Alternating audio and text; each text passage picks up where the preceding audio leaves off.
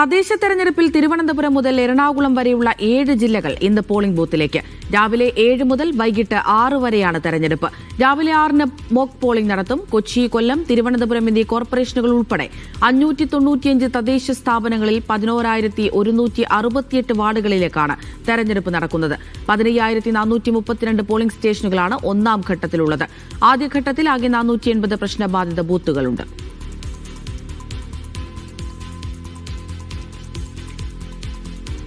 വിവരങ്ങൾ നൽകാനായി കൊല്ലത്ത് നിന്ന് ലിജോ റോളൻസ് ആദ്യം ചേരുന്നുണ്ട്. Lijo, good morning. അങ്ങനെ തദ്ദേശ തെരഞ്ഞെടുപ്പ് ചൂടും ആരവും അവസാന ദിനത്തിലേക്ക് എത്തിയിരിക്കുകയാണ് തെക്കൻ കേരളത്തിൽ. എങ്ങനെ കൊല്ലത്ത് മോക്ക് പോളിംഗ് ആരംഭിച്ചോ? Amrita, very good morning.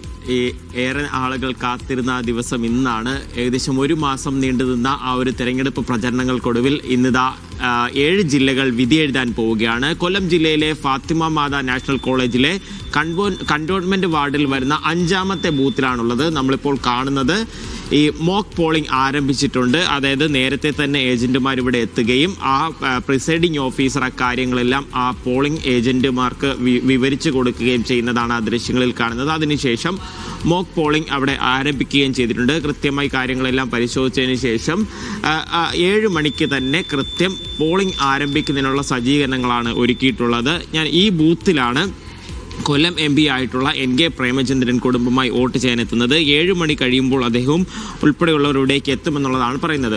മൊത്തത്തിൽ ജില്ലയുടെ ഒരു വിവരങ്ങൾ നോക്കിക്കഴിഞ്ഞാൽ ആകെ 22.5 ലക്ഷത്തിലധികം വോട്ടർമാരാണ് കൊല്ലം ജില്ലയിലുള്ളത്. ഈ ബൂത്തുകളുടെ ഒരു കണക്ക് നോക്കിക്കഴിഞ്ഞാൽ ഈ ആകെ ഉള്ളത് 1698 വാർഡുകളിലേക്ക് നടക്കുന്ന ഈ ഒരു തെരഞ്ഞെടുപ്പിലുള്ളത് 2270 പോളിംഗ് ബൂത്തുകളാണ് ഈ തെരഞ്ഞെടുപ്പിന് വേണ്ടി ക്രമീകരണം ഒരുക്കിയിട്ടുള്ളത്. 5652 സ്ഥാനാർത്ഥികളാണ് ജില്ലാ പഞ്ചായത്ത്, ബ്ലോക്ക് പഞ്ചായത്ത്, ഗ്രാമപഞ്ചായത്ത്, കോർപ്പറേഷൻ, നഗരസഭകളിലൂടെ ഇത്തവണ ജനവിധി നേടുന്നത്. ഈ കണ്ടോൺമെന്റ് സ്റ്റേഷനിലാണെങ്കിൽ 3 സ്ഥാനാർത്ഥികൾ മാത്രമേ ഉള്ളൂ. കോർപ്പറേഷനിലും ഈ പരിധിയിൽ വരുന്ന സ്ഥലങ്ങളിലെല്ലാം തന്നെ ഒറ്റ ഒരു EVM മെഷീൻ മാത്രമായിരിക്കും ഉണ്ടാവുക. അതായത് 15 സ്ഥാനാർത്ഥികളിൽ താഴെ വരികയാണെങ്കിൽ അത് ഒറ്റ ഒരു EVM മെഷീൻ മാത്രമായിരിക്കും. അതിന് മുകളിലേക്ക് പോകുമ്പോഴാണ് ഈ ബ്ലോക്ക് ത്രിതല പഞ്ചായത്തുകളിലേക്ക് പോകുമ്പോൾ അത് 3 മെഷീൻ ആയി വരെ ഉയരാനും സാധ്യതയുണ്ട്. ആകെയുള്ളത് 85 തദ്ദേശ സ്വയംഭരണ സ്ഥാപനങ്ങളിലേക്കാണ് ഈ തെരഞ്ഞെടുപ്പ്. ഇന്ന് നടക്കുന്ന തെരഞ്ഞെടുപ്പും 13-ാം തീയതി അതിൻ്റെ ഫലം അറിയാനും കഴിയുന്നത്. 61 പ്രശ്നബാധിത ബൂത്തുകളാണ് ജില്ലയിലാകെ ഉള്ളത്. അവിടെയൊക്കെ വെബ്കാസ്റ്റിങ്ങിന് പുറമെ ഈ രാഷ്ട്രീയ പാർട്ടികളുടെ ആവശ്യത്തെ തുടർന്ന് വീഡിയോ റെക്കോർഡിംഗ് സജ്ജീകരണം കൂടെ ക്രമീകരിക്കുകയും ചെയ്തിട്ടുണ്ട്.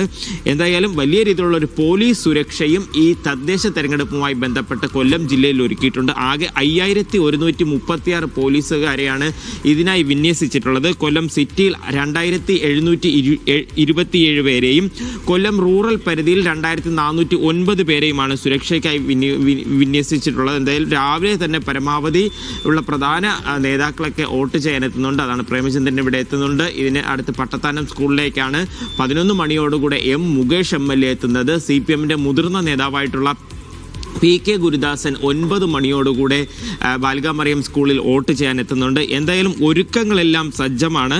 ഇനി വോട്ടർമാർ 7 മണിയോടുകൂടെ വോട്ടർമാർ എത്തുക. ഈ ഒരു മാസം നീണ്ടുനിന്ന ആ രാഷ്ട്രീയ പാർട്ടികളുടെ പ്രചരണത്തിന് അത് എത്രത്തോളം വോട്ടർമാരിലേക്ക് ഇറങ്ങിച്ചെല്ലാൻ കഴിഞ്ഞിട്ടുണ്ട് എന്നുള്ളതെല്ലാം വ്യക്തമാകുന്നത് ഇന്നിനി പോളിംഗ് കഴിയുമ്പോഴാണ്. കഴിഞ്ഞ വർഷത്തെ ഒരു വോട്ടിംഗ് ശതമാനം നോക്കിക്കഴിഞ്ഞാൽ കൊല്ലം ജില്ലയിലെ ആകെ ഒരു വോട്ടിംഗ് ശതമാനം എന്ന് പറയുന്നത് 73.83 ആയിരുന്നു. കൊല്ലം കോർപ്പറേഷനിലാകട്ടെ അത് 66.06% എന്നുള്ളതായിരുന്നു വോട്ടിംഗ് ശതമാനം. അപ്പോൾ സാമാന്യം ഭേദപ്പെട്ട രീതിയിലുള്ള ഒരു പോളിംഗ് കഴിഞ്ഞ തവണയും ഉണ്ടാവുകയും ഉണ്ടായിരുന്നു.